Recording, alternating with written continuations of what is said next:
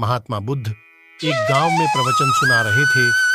अपने पास हुए लोगों के समीप अपनी मधुर वाणी से सभी को संबोधित करते हुए बताए कि हर किसी मनुष्य को धरती माँ की तरह सहनशील तथा क्षमाशील होना चाहिए। क्रोध मानव का ऐसा शत्रु है जो दूसरों को तो हानि पहुंचाएगा, साथ में खुद भी उससे नहीं बच पाएगा।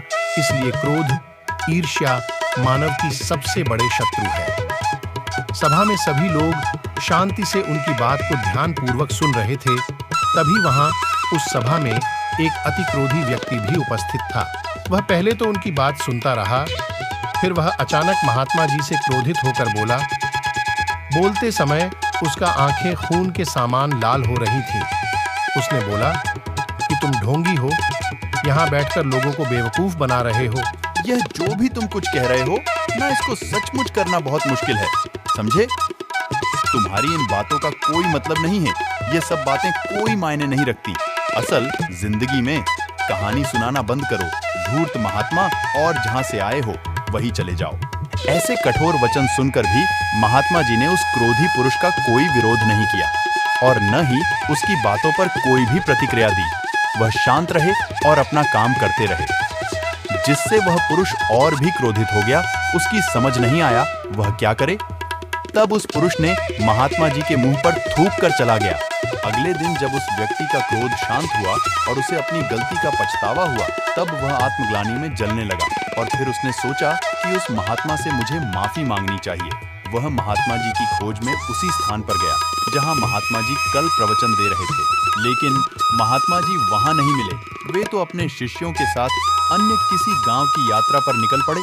वह पुरुष सब लोगों से महात्मा जी के बारे में पूछता पूछता उस स्थान पर पहुंच गया जहां की महात्मा जी प्रवचन कर रहे थे। तब उस पुरुष को महात्मा जी के शिष्यों ने उसे उनके पास जाने से रोका, लेकिन महात्मा जी ने अपने शिष्यों को आदेश दिया कि आने दें उस पुरुष को। तब वह पुरुष महात्मा जी के चरणों पर गिर गया। उनसे बोला, मुझे क्षमा कीजिए महाराज। उसने महात्मा जी से पूछा, क्या आप भूल गए हो कि मैं वही जिसने कल आपका इतना अपमान किया था? मैं अपने दुष्ट कृत्य की आपसे माफी मांगता हूं। तब महात्मा जी ने बड़ी शालीनता से उस पुरुष से बोले कि कौन सी बात? तब उस पुरुष ने बड़ी हैरानी से महात्मा जी की ओर देखा। महात्मा जी बोले कि मैं तो बीती बातें वहीं छोड़ आया, क्योंकि बीता हुआ कल कभी वापस लौट कर नहीं आता। इसलिए बीती हुए बातों की वजह से आज और अपना आने वाला कल नहीं बिगड़ना चाहिए। जो हो गया सो हो गया। तुम्हें अपनी भूल का एहसास हुआ, यही सबसे बड़ी बात है। तुम अपनी गलती को मान लिए, सो तुम अब निर्मल हो गए हो। इसलिए कोई भी ग्लानि अपने मन में नहीं रखो। अपने आने वाले कल के बारे में विचार करो और उसे सुधारने का प्रयास करो।